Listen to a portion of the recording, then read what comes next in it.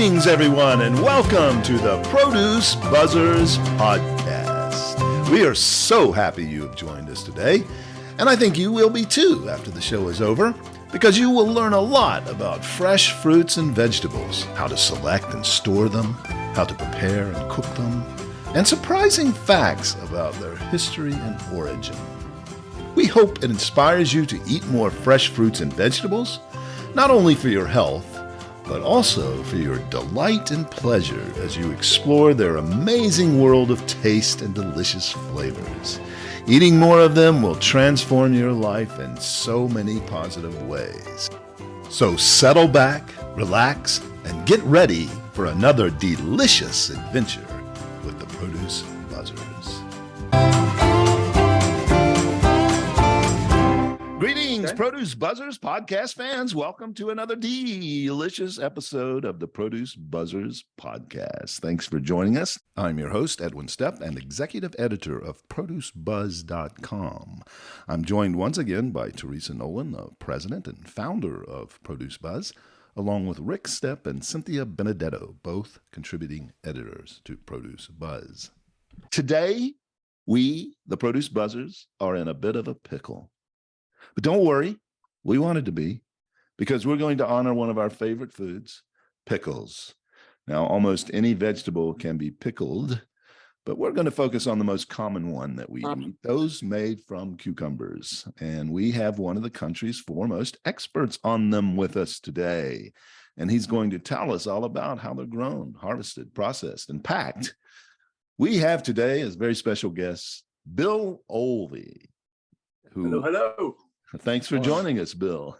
You work now primarily sourcing cucumbers for the various pickle producers in the country, but you've had a long career in the produce industry. Tell us how you got started in it. How I got in produce. I worked for the Vero Beach Recreation Department during summers, from early years and then through college, and I met all the local businessmen through that. And I was getting job offers at different times because of that after I graduated. And the guy who was the VP of sales from Dole Citrus at the time was a guy named John Brown. And he came up to me and, I had signed the minor league contract. So he said, if the baseball thing doesn't work out, call me up. Let's talk about a job. So it didn't work out. And because I was well on the tail end of my career when they signed me anyway. It was kind of like, really? So when I got released, I started looking for a job, and I remember what John had said, so I reached out to him, and I had a few different interviews, and I wound up going to work for Dole Citrus down there, and that's how I wound up in the industry. And that's Dole as in the pineapple people. But they had citrus in California and Arizona and Florida. And then my grandfather on my mother's side actually was a farmer, 150 acres up in Indiana. And I used to spend summers up there. So, I've always kind of been around it. And Vero is Citrus Central, where it was then. So I always kind of grew up around it. But the start of it really was just me looking for a job and looking for something that would get me out of Vero Beach, Florida. Who were you drafted by? I wasn't drafted. I was an unsigned free agent by the Dodgers. I went to spring training in '87 down there in Vero. Yeah. Okay. Did you work with Ann Gellinger and Pat Rogers at Dole? Let me tell you something. Ann Gellinger is one of my primary produce mentors. And yes, I worked for Pat Rogers. I worked with Pat Rogers. And I know both of them. Now, I haven't talked to them for a long time, but absolutely, I know those guys. Do you remember when we started the fundraising citrus program with you guys around that same time? Oh, I do seem to remember that. We worked with Ann, but Pat's the one who we first contacted. Yeah, I remember that name. Ann was something else, man. She was a character. Yeah. She was they called her Queen of the River, and she did really well in a primarily dominant men's world down there in that industry. And she taught me everything I knew, man. I loved her. Right. Was she my mom's age? Oh, I don't know. She was probably she's probably in her 40s when I was working at Dole. No. Like My mom 70. was in her Maybe- 40s when maybe she had 50. me. Yeah, something like that. I have to bear in mind, guys, I was born and raised in Vero Beach, Florida. You know, Right. I was born at Indian River Memorial Hospital there, the old one. So that whole, you know, I still see names and things I recognize, but yeah, I've been gone a long time. But all those guys in the citrus industry, you mentioned, I think someone mentioned John Brown. No, it was Pat Rogers, but John Brown and a bunch of different people. And that was really the beginning of, I don't want to call it the end of the Florida citrus industry, but it was certainly a beginning of troubling times, you know, in the mid 80s, late 80s, that's for sure. Yeah. Tell us about your job and what you do to furnish us with those delicious pickles. Well, specific to, it's actually kind of a little known industry, and there are always a lot of interesting questions that go with that. You know, it's one of the, you say pickling anything, like you said, and there's a lot of that going on, but a lot of people don't realize there are varieties of pickles, pickling cucumbers that are conducive to that process. So growers grow specific varieties for sizing characteristics. There's a ratio of 3 to 1 that they like to see within any variety. And What does that mean, 3 to 1? three, like the magic ratio with the credit card, 3 length to width. You know, Okay. visual to that they like. But they have thinner skin that makes it easier to brine and more conducive to that. But the pickling cucumbers domestically are grown primarily in the Southeast, and they work their way up the East Coast, up into the Wisconsin, Michigan, Midwest area. Through the summer, and then when it gets cold here in the States, the industry moves down to Mexico, and they start bringing pickling cukes up through Nogales and through McAllen, and that is, they're transported by size. They're sized up, graded, whatnot, and then they're put in 2,000-pound bins or 40 bushel bins, and they put 20 per trailer load, and then those bins go to the processors, wherever that may be, and then they dump those bins into their respective brines and begin that process. So the only one I know is Kirby. Okay, Kirby is kind of like a generic name for a particular size of pickling cucumber. That's really kind of an old school throwback.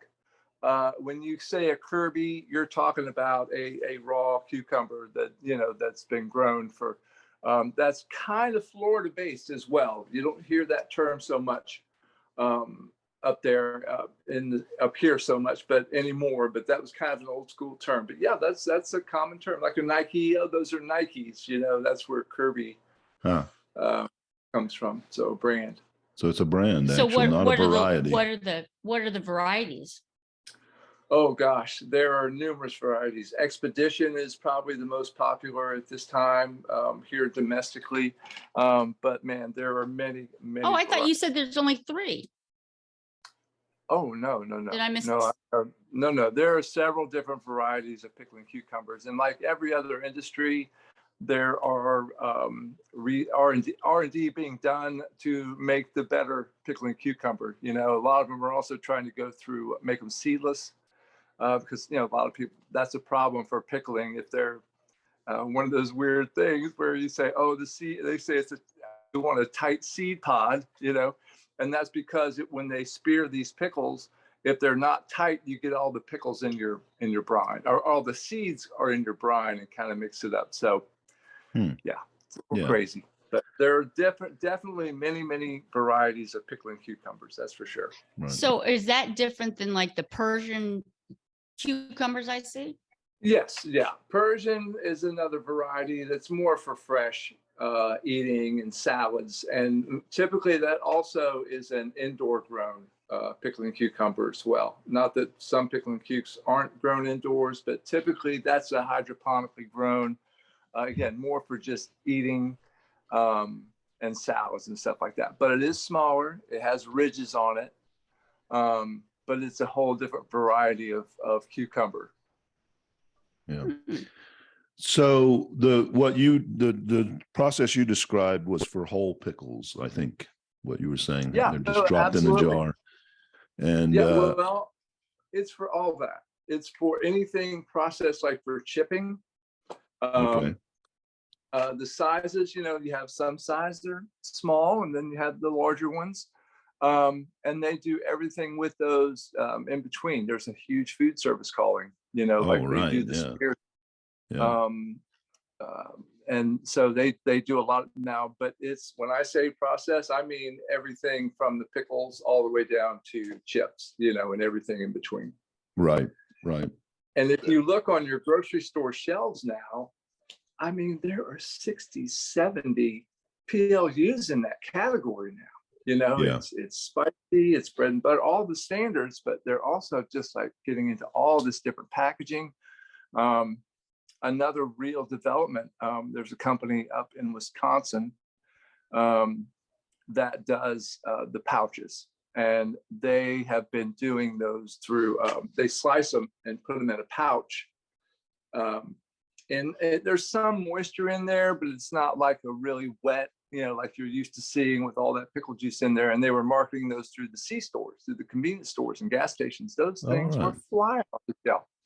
I mean, they and that business kind of slowed a little bit, but it's like every other industry, they're trying to find the new. You're not going to change the pickle, but you got to change the packaging and how it's brought to the consumer. So that's what they're all kind of working on now. Yeah. Yeah. I was reading a little bit beforehand about pickles, and the popularity is really growing. And there's a lot of new labels, mostly small scale production.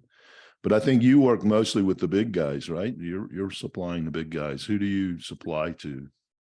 That's correct. I mean, we work with people in Florida here, like Clawson. Right. Mount Olive is a big guy up there in your neighborhood. We don't do anything with him currently, but he's a big name in the industry and does. Where are they based? Are they in North Carolina? Mount Olive Pickle Company. Gosh, I think they may be. Mount Olive, North Carolina. Yeah, exactly. It's Right. up in the northern part there, but they're, and to give you an idea of how big those guys are, and I mean, these are round numbers. But years ago when we were selling to them out of Florida, they bring in 50, 60 loads of raw product, truckloads of raw product a week, and they ship that much out. They're in every country in the world, I mean, they're shipping out globally. And most of the big ones are. But what we have, in addition to those bigger guys, and with the big guys, you have some independents up in New York and Wisconsin and Michigan. They do all the private label stuff. And let me tell you, they're banging it. I mean, they are huge, successful companies, and but they're doing, any of your Publixes or your Wegmans or your Krogers or anything like that. The private label for the grocery store labels. Yeah. Okay. Got it. Exactly. Right. Do you know why the pickle companies still use high fructose corn syrup in their pickles, their sweet pickles? I don't know. There's a produce convention every year. They have a conference, and then they have kind of operational meetings and whatnot. It's the PPI, Pickle Packers International, and they take a look at all that stuff. They always go in and have different meetings about way to change things. I don't know. It's been a while since I've been to one of those, but I'm not sure what their tack is on that right now. To be honest. Who's the president of PPI? Is it Peter Piper? He was the original president. Oh, and he wanted to pickle peppers. He didn't want to pickle that's peppers. right. Not cucumbers. He ate peppers. That's He was right. out. See how out. desperate we are for attention. Quite all right.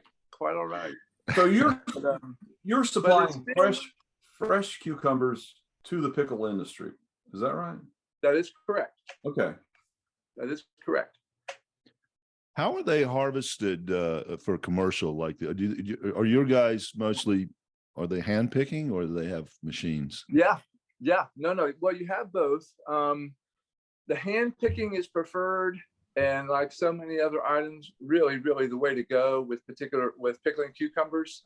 And there are machine pick operations, but and they can save the the processor can save money there because it's a lot easier on label and whatnot, but there's a lot of machine damage that goes with that. So, right.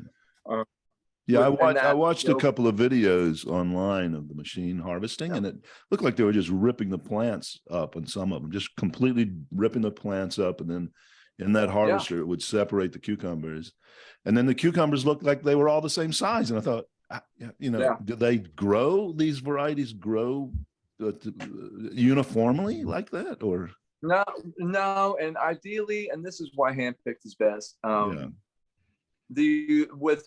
With really good pickers, with people who really know what they're doing in the field, you'll pick one block or whatever you're assigned to. You may pick that same block 3, 4, 5, and sometimes 6 times.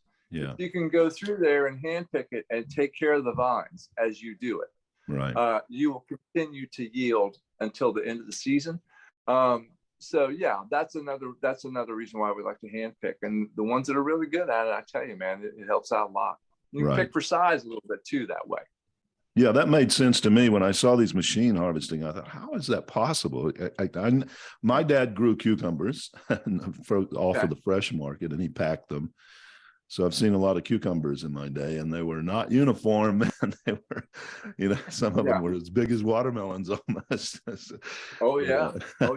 No, and you got to be careful. I mean, because they have to be within a respective range on size, and I can give that to you if you're interested. But because it's bushel by weight and count, but there are 1B, 2A, 2B, 3A, 3B. Boy, so you got 6 or 7 sizes, and they go by number and by count. And that's pretty much. I think we just 700-800 for a bushel and 150 to 200. So really big or really small. Yeah, we had a cucumber conveyor belt, and of course we had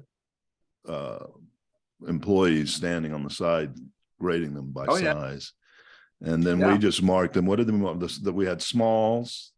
Then super select, select. I don't know. Right. What were all the different? No, those are the right names. And now what we have, they're sized by rollers. Okay.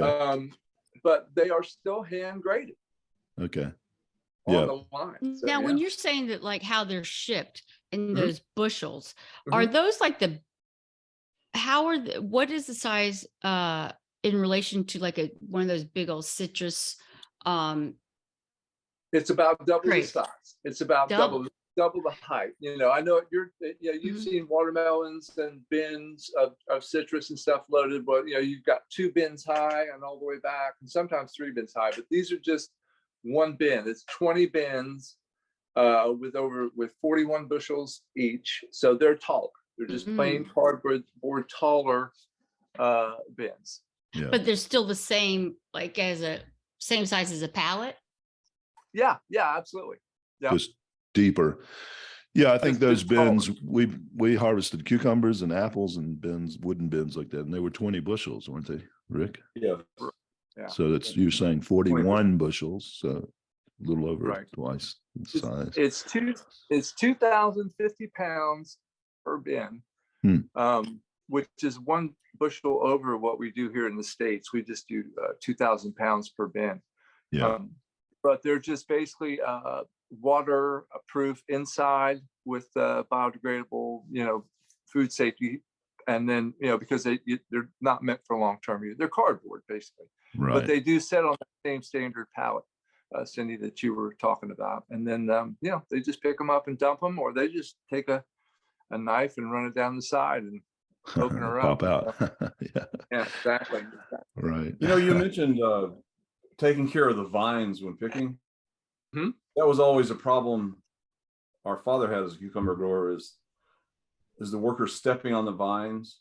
In the late 60s, our father designed a machine, I guess you could call it a machine, to pull behind the tractor where the workers sat on them. They had seats on the machine, and they would just reach down. The tractor would go very slow, and they would pick without their feet touching the vine. Yeah. And used that thing for a long time. Were they safety seat belted in? Did they not tumble forward? Yeah, I don't think we had seatbelts in those days. We didn't have them in our race cars. Yeah, true. No And seatbelts he and put everything at that point. he put a covering over it too, so they were shaded them while they picked. So Interesting. Yeah. Well, the farmers are very creative, and they make their own way with stuff like that. And that doesn't surprise me at all. Most of them are very, very good at the ingenuity side of getting it done. Well, that brought up my next question, though: is do any of them harvest with something similar to that now, or is it all just walking through the field? Not that I know of. There might be someone out there working on some machinery, but I know at least what I've seen here domestically and down in Culiacan, no, they're still going through and just being quite ginger and how they take the pickle, they twist it and lift and take it so it doesn't damage the flour and all that kind of good stuff. And it's just another sign, again, our general consumers still are starting to think everything's automated, and we're still so heavily reliant upon physical labor. It's just amazing that's the case still, but it is. But they do use it in California on some crops. I think they use it for lettuce. Yeah, I've seen them in California. Other crops. Yeah. Oh yeah, no, I agree. The automated picking part is under siege right now. I mean, it doesn't matter what it is. Everybody's trying to find a way. And the reason for that is because of the labor issues that have continued to plague the industry. And that's not going to go anyway anytime soon. And I even heard a couple of weeks ago from our grower, and he has a lot of built-in labor with his people in that company, but they're even having trouble finding labor at times down in Mexico now. And if that's not a dire cast of things to come, it's a problem, guys. The weather and labor are both going to continue to be problems for us in this industry, not just pickles but produce. So so how many growers do you have to work with? Well, this one up here in the Southeast, I was working with 2 or 3 different ones. The one down in Mexico is just one guy. And he's the main grower down there, and he supplies all these guys up here, which kind of makes it easy. But he's down in Culiacan, and I have to say, and I'll tell anyone who listens to me, he's the best grower I've ever worked for. I mean, it is like incredible the quality that he puts forth, and it just makes my job easy and makes the guys want to come back for contracts the next year, and no trouble on arrivals. And he's just a fantastic grower. So right at this time, I'm just working with one, but he's a big one down in Culiacan. Didn't you say that you help small growers around the state? Well, what I did was I've been trying to get away from that. Yes, I worked for the big growers. I worked for the big corporate growers for about 20 years. And 15 years ago, I decided to go out on my own and start doing smaller deals with different types of growers, smaller seasonal deals. And the reason why I did that was because I would do direct sales for them, where they billed for all their own product, they got paid for all their own product. But I did that for the smaller guys who were having trouble getting their product to market. And it was a really good model for me. I would handle anywhere from 25 acres to 500 acres. And what I would guarantee, and it didn't matter what the commodity was, what I would guarantee is that while I was selling your particular commodity, I would not sell that commodity for someone else. So I don't know if that makes sense or not, but I would put together a bunch of small deals over the year to try to diversify and help those guys. But one by one, little by little, they've either been bought or decided to stop growing. My guy here in Florida just pulled the plug on all their cabbage and greens because they can't make money. He was a big pickle and cucumber guy down here, stopped growing because you can't make money. And some of the stuff we talked about at the food show, but I would love to talk about that sometime, on another show, because that's hammering the industry, and it's one of the small unsung reasons as to why your prices are going up in the grocery stores, because the little guys are going away, guys. The worst case scenario is happening. The small family-owned farms are going away, and make no mistake, they are going away. Oh, that's sad news.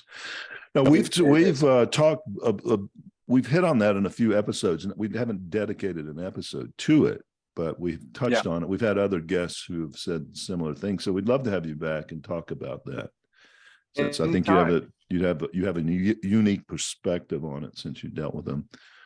Yeah, and I'm not an expert, but I've always been a sales and marketing guy, so I don't want to misrepresent myself. But I have worked from guys who were 50 acres all the way up to the major corporate farms and growers, and I had to step back and reassess my own professional life. I was kind of whistling past the graveyard for about 5 years. I could see these changes coming, and I was holding on too long to some of these smaller guys, and almost went bankrupt because of it. Oh no!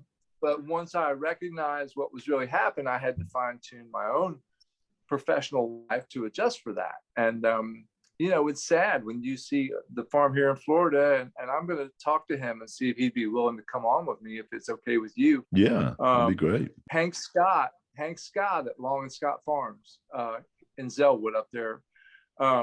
That is a 70-year-old family-owned farm, and I worked for him for 12 years, and we parted ways a couple of years ago, and we're like family now. It's not even, really wasn't even like working for the guy. But I had a front row seat to all the little things that go on to cause the consternation of these farms. And they're just over it. They're tired. They're tired of dealing with it, Right. And then you have this, and this is the last thing I'll say, but it's relative. It's the same thing that I saw down in Vero Beach, Florida, 25 years ago. What you have is generational farms and generational money and generational land. And so there's always been someone to take that over.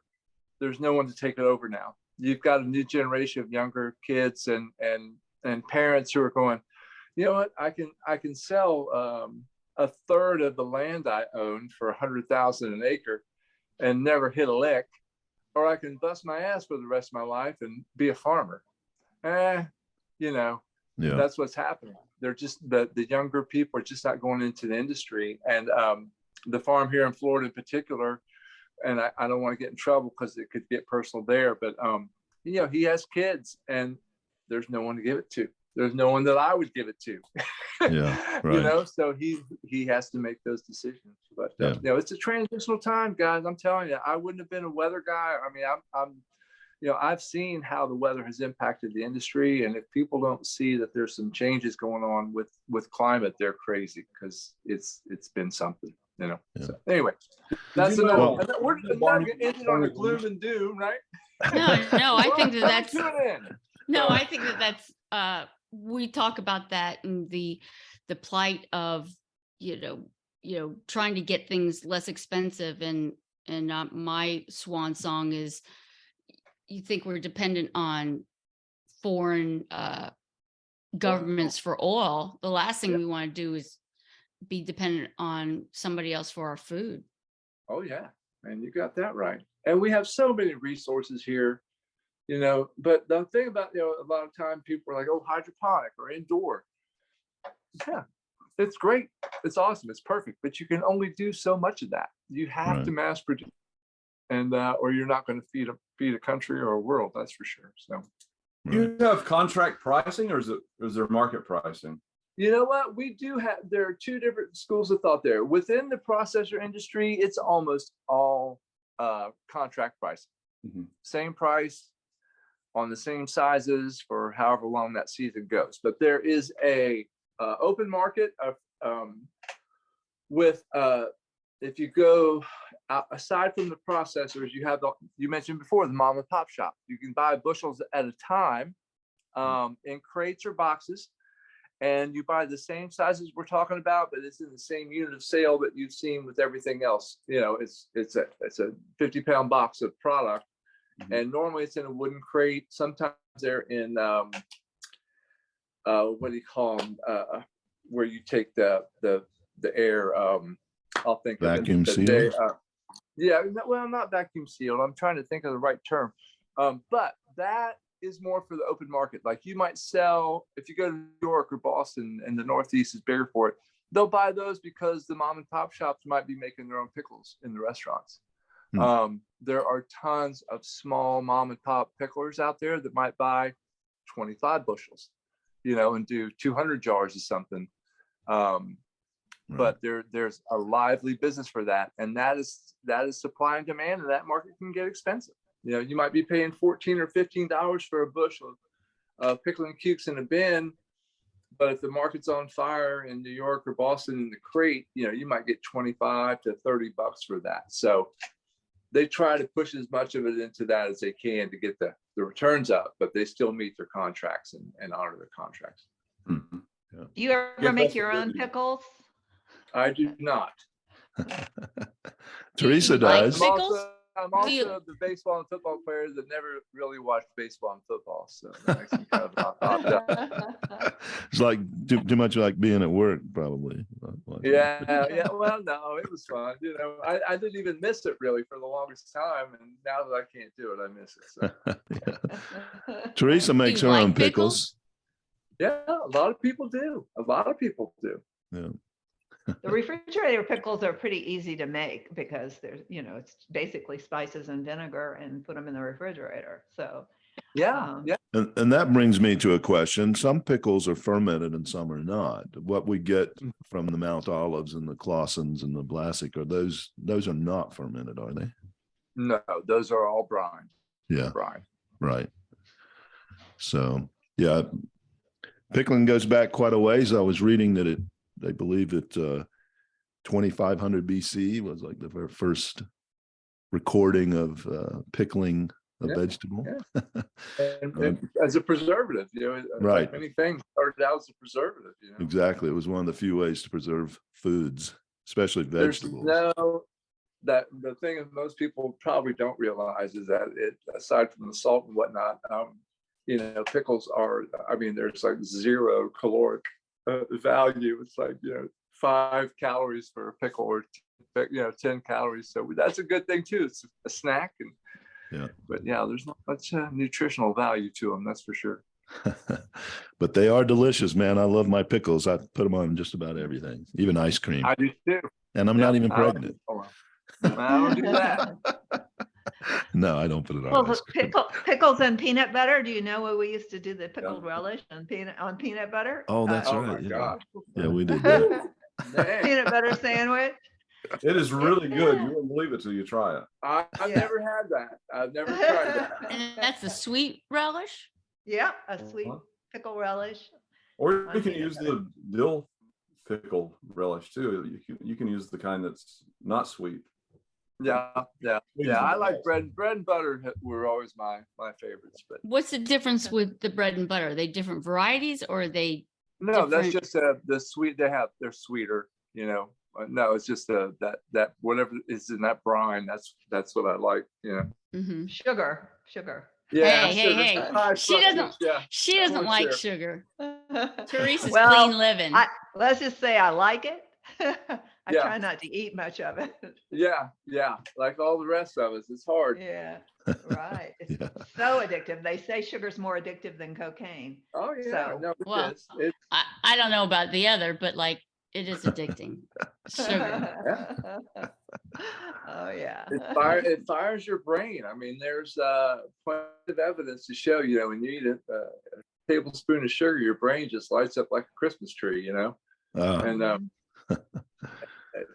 what was it? Even when I was disappointment today with cancer and everything, when they do those tests on you, cancer loves sugar. So that's how they find those spots on you with the CAT scans and whatnot. Oh, really?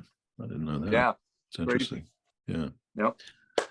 So what position did you play in baseball? I was a pitcher in baseball and a wide receiver in football. Okay. Yeah. How tall are you? I'm 6'6". That's what I thought. Yeah.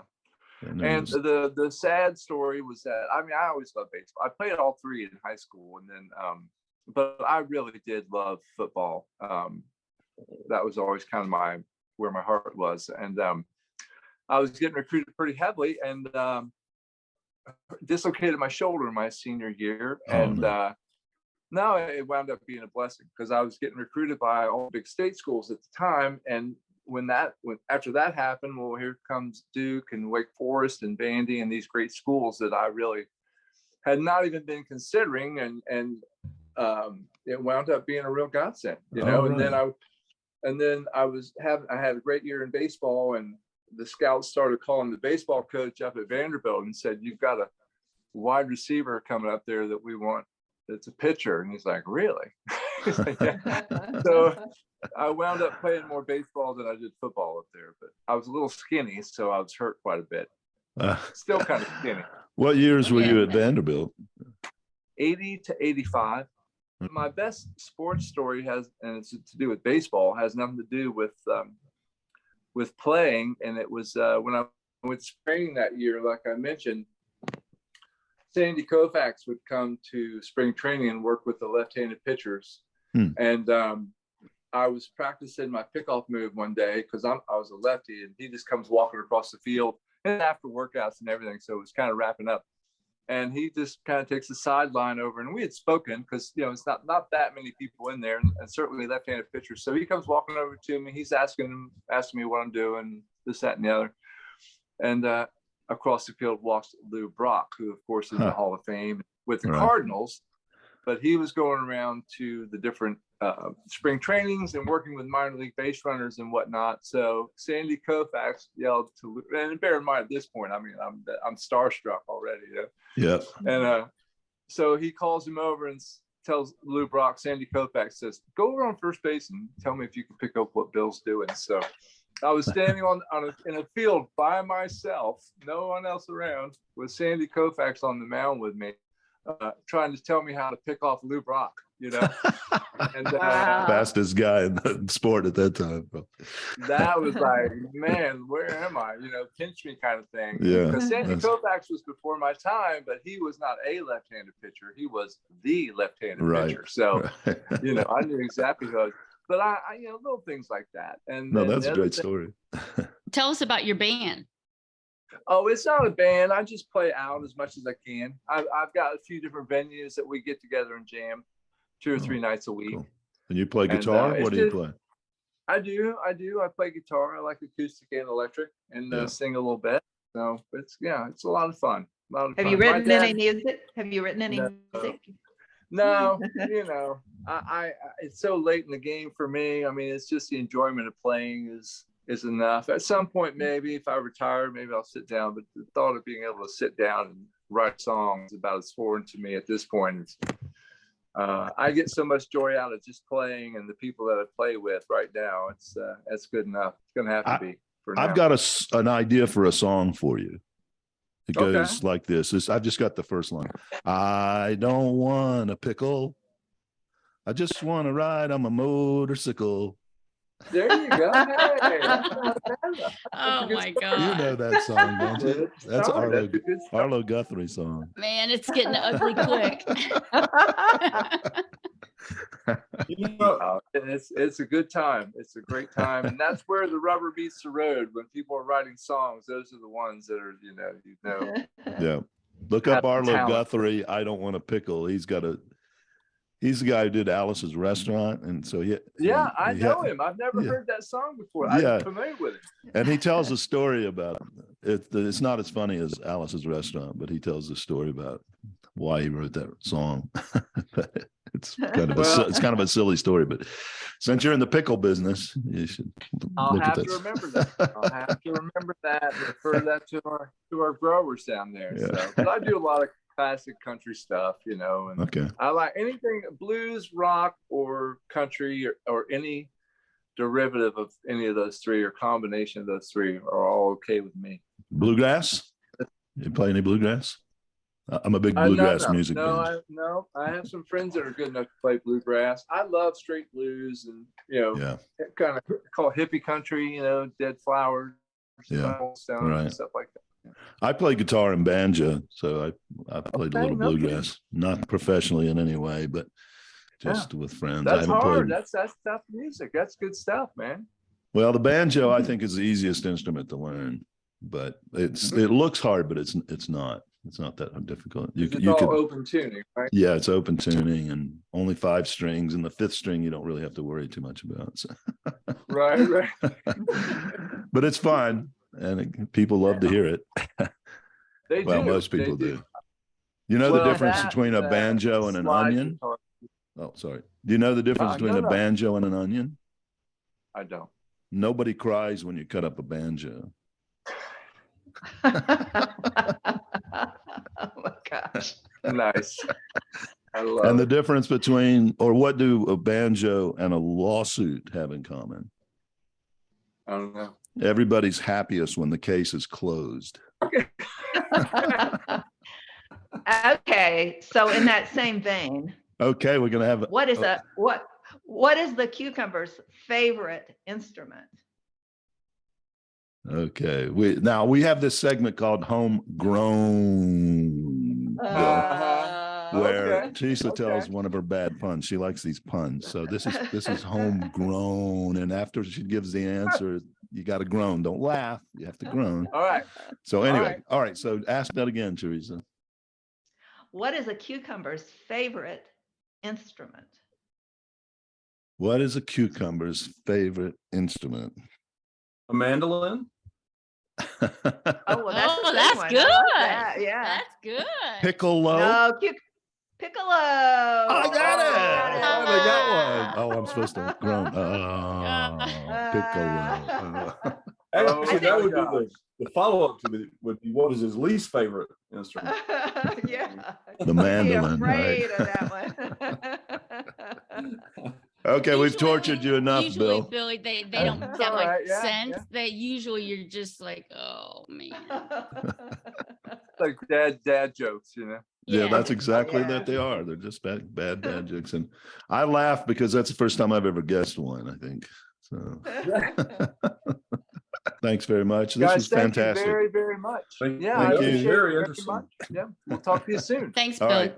Bye-bye. Thanks, guys. Have a Bye-bye. good one. Well, thank you, listeners, for tuning in to the Produce Buzzers podcast, brought to you by Produce Buzz, the gathering place for lovers of fresh fruits and veggies. We hope you were entertained a bit and educated a lot about fresh produce. Be sure to join us next time, and please tell your friends to do so as well. Like, share, and comment on our Produce Buzz Facebook page, and check out our website at www.producebuzz.com. There you will find articles about fresh fruits and veggies, how to select, store, and prepare them, as well as lots of interesting facts about all the wonderful bounty the earth provides for us. Until next time, be fruitful and don't forget to veg out.